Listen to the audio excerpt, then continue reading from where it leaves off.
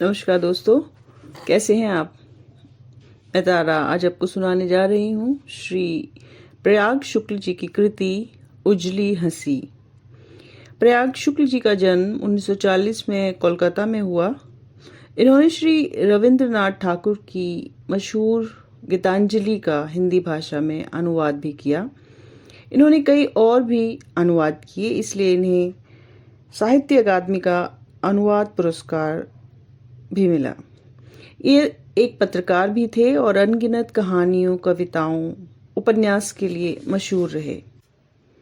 इन्हें शरद जोशी सम्मान सहित अनेक पुरस्कारों से भी सम्मानित किया गया।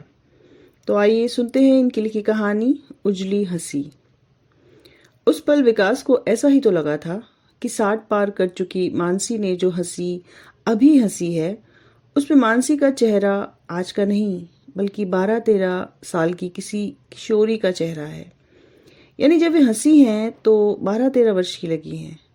उस पल उसे यह भी लगा कि ऐसा वे अपने उसी चेहरे के साथ लगी है जो सचमुच उनका ही था, 12-13 की उनकी उम्र का चेहरा। हंसी हमें और अधिक युवा बना देती है, यह तो हम सभी जानते हैं, पर वे किसी को किशोर या किशोरी भी बना सकती है। किसी के अनुमान में यह बात कम ही ध्यान में रहती है और ऐसे पल आते भी तो कितने कम हैं। ऐसा होना तो पूरी तरह अभिनय में भी संभव नहीं। विकास काफी देर तक उस हंसी के घेरे में रहा, इस हद तक कि कमरे में बैठे हुए लोग जो बातें कर रहे थे वे भी मानो उसके कानों में नहीं पड़ी। वह उस हंसी के बाद मानसी के चेहरे को मानो सबकी नजरों से ओझल करके मुग्ध भाव से देखता रह गया था।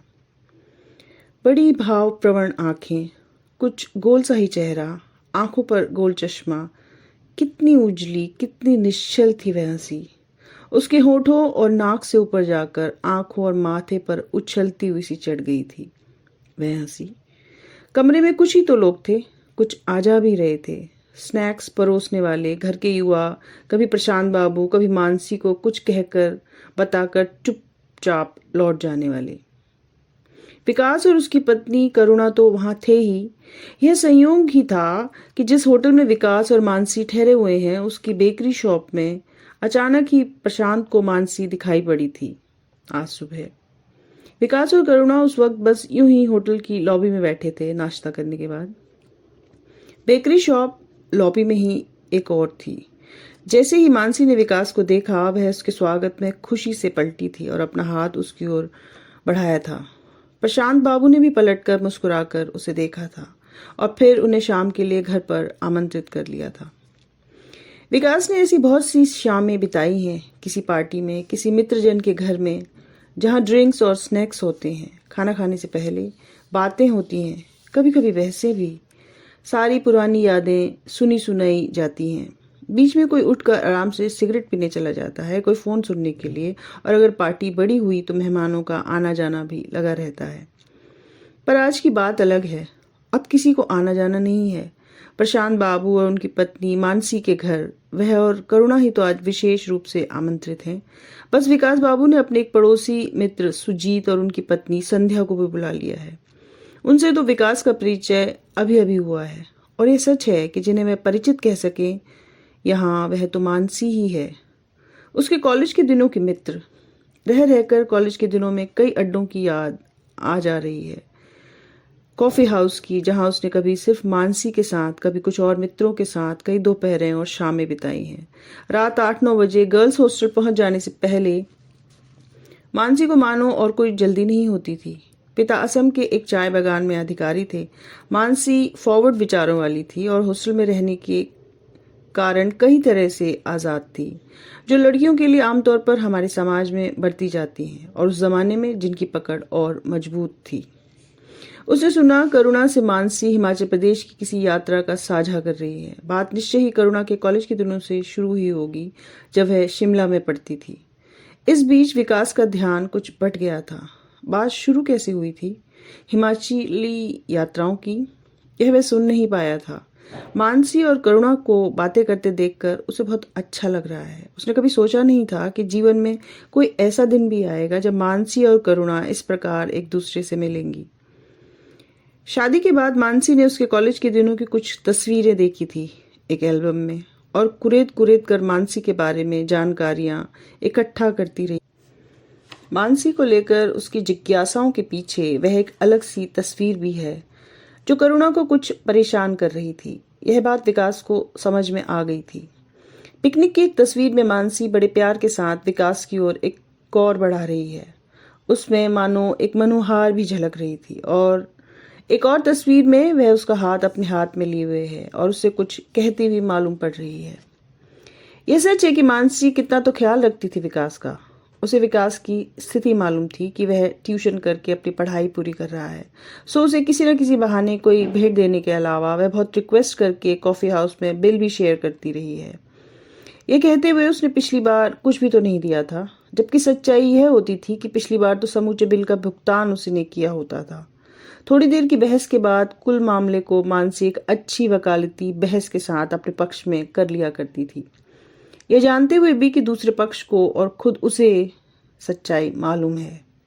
छुट्टियों में जब भी वे घर जा रही होती थी तो फेयरवेल के समय वे हाथ मिलाकर बाकायदा गले भी मिला करती थी, कभी अकेले कभी दूसरों की उपस्थिति में। उस वक्त की याद अभी भी बिल्कुल ताज़ा दम लगती है। उसके चले जाने के बाद थोड़ी देर तक मानसी विकास की इस्तेमाल किए गए किसी एरोमेटिक प्रसाधन की खुशबू को भी महसूस किया करता था, मानो वह सुगंध कोई छाया हो और उसमें कुछ देर तक खोया रहता था। याद है एक आध बार उन दिनों मन ही मन एरोमेटिक और रोमांटिक शब्दों की एक जैसी लगती साउंड्स का एक खेल भी उसने खेला था। पर उन दोनों के बीच इस मामले में बहुत कुछ अनकहा ही रहा और दोनों ही एक बहुत अच्छे दोस्त की तरह 2-3 बरस तक साथ रहे हैं। हाँ, दोस्ती ही तो थी, कुछ और की उपस्थिति दोनों के बीच रही भी थी तो वो सिर्फ एक मौनी की तरह नहीं। और फिर हुआ यही था कि मानसी ने एक बार छुट्टियों से लौटकर अपने एंगेजमेंट की खबर उसको और पूरी मंडली को मानो सहजता से ही दे दी थी। सिर्फ खबर ही नहीं, उसमें वह पार्टी भी तो शामिल थी जो कॉफी हाउस में उसने उस शाम दी थी। सबके वहां इकट्ठा होते ही यह कहकर आज बिल का भुगतान वह करेगी, सारे ऑर्डर भी वही देगी और इसको लेकर कोई कुछ सवाल नहीं करेगा। उस शाम की एक झलक उसकी आंखों के सामने से तैरकर अभी अभी ओझल हुई थी कि सहसा एक नीली दरी जिसमें लाल सी धारियां थी न जाने कहां से उड़ती हुई आ गई और विकास उसकी ओर देखने लगा। यादें अजीब खेल खेलती हैं। उस वक्त विकास यादों के आईनों में देख रहा था, जो वो देख रहा था उसे कोई और नहीं देख पा रहा था। मानसी जो सामने बैठी थी वह भी कहाँ देख पा रही थी। जब मानसी और करुणा बातें कर रही थी ठीक उसी समय विकास और मानसी उस नीली दरी पर बैठे थे जो उड़ती हुई न जाने कहां से आ गई थी। तभी मानसी उसकी ओर मुखातिब हुई और उससे कुछ पूछने लगी। वह भी जिस मानसी के साथ दरी पर बैठा था वह चेहरा युवा मानसी का था, पर सामने बैठी मानसी उस चेहरे से दूर भले चली आई हो, थी तो वही मानसी। और कुछ देर पहले ही तो उसकी उजली हंसी में मानो 12-13 वर्ष की मानसी भी उसे दिख गई थी। एक सहजता, एक आश्वस्ति भर गई थी।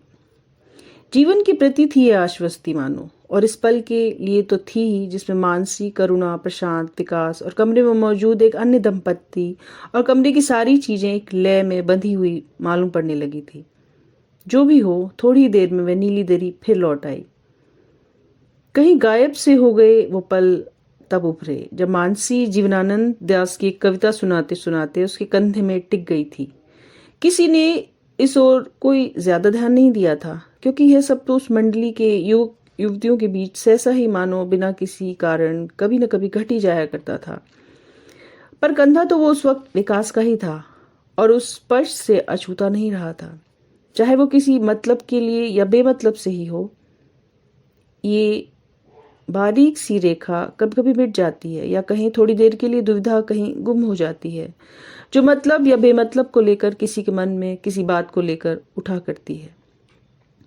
फिर भी इस बात से इनकार नहीं किया जा सकता कि मन की अतल गहराइयां कुछ ऐसी होती हैं कि कभी कभी यह जानना किसी के लिए भी मुश्किल हो सकता है कि कोई चीज जानबूझकर की गई थी, उसके पीछे कोई इच्छा, कोई आसक्ति थी या यूं ही अचानक हो गई थी। हाँ, उस शाम बहुत सी बातें हुई थी, कई बातों का आदान प्रदान हुआ। वह आदान प्रदान जो दो गृहस्थियों के बीच दिनों या वर्षों के बाद मिल जाने पर होता है। बहुत कुछ खाया पिया, सराहा गया। हाँ, यह वर्षों बाद का ही तो मिलना था। कभी बीच में यहाँ वहाँ सरसरी मुलाकातें भरी हुई थी, पर कभी इस तरह बैठकर बतियाना नहीं हुआ था। विकास, करुणा और प्रशांत, मानसी का। बारिश होती और थमती रही, पर मानो बहुत देर तक विकास मानसी की उस उजली हंसी की प्रतीक्षा करता रहा जो मानसी एक बार हंस चुकी थी। वह 2 बार और लौटी, पर इनमें से कोई भी हंसी चाहे भी तो अपने को पूरी तरह से दोहरा नहीं सकती। एक जैसी जरूर लग सकती है, इसलिए हंसी का वह पहला पल विकास को अलग से याद आता रहा। बहुत आग्रह करके देर रात प्रशांत बाबू और मानसी अपनी कार में विकास और करुणा को छोड़ने उनके होटल तक आए। विकास कहता ही रह गया कि आप लोग क्यों तकलीफ करते हैं, टैक्सी बुला लेते हैं। वापसी के रास्ते में भी कुछ न कुछ बातें सबकी होती रही। गाड़ी मानसी ही चला रही थी। वापसी में फिर विकास ने मानसी की उस उजली हंसी के बारे में सोचा जिसे हंसते हुए वह 12-13 वर्ष की लग रही थी। जाहिर है मानसी को विकास ने उस उम्र में कभी नहीं देखा था। उसे भेंट तो तब ही हुई थी जब मानसी की उम्र 20-21 वर्ष रही होगी। विकास ने गौर किया था कि मानसी उस शाम करुणा से ही अधिक मुखातिब रही थी। क्या वह उजली हंसी जाने अनजाने करुणा के लिए ही थी? जब उनका होटल आ गया तो वे दोनों उतरे। पोर्च में भरपूर रोशनी थी। उस शाम कितना मजा आया और बात दोनों ओर से हुई। शुक्रिया भी दोनों ओर से ली दी गई। जब तक गाड़ी मुड़ी नहीं, विकास और करुणा वहीं खड़े रहे जहां कार से उतरकर वे खड़े हुए थे। कार उछल होने लगी तो फिर मानसी की हंसी सुनाई पड़ी। शायद वहां पड़ा कोई पत्थर था या फिर होटल की फुलवारी की कोई पथरीली बाढ़ जिसे कार का एक टायर टकराया था, और कुछ कहते हुए मानसी हंस पड़ी थी। एक अंत भी यहीं तक था। हंसता चेहरा और उसकी कभी न मिटने वाली स्मृति एक ऐसा एहसास है जिसे शब्दों में बयान करना नामुमकिन है। हंसता था एक दिल कहीं, हंसता था एक दिल कहीं, जब मुस्कुराहट तेरे होठों पे आती थी। तो आज के लिए इतना ही। अगली कड़ी में फिर भेंट होगी। धन्यवाद। नमस्कार।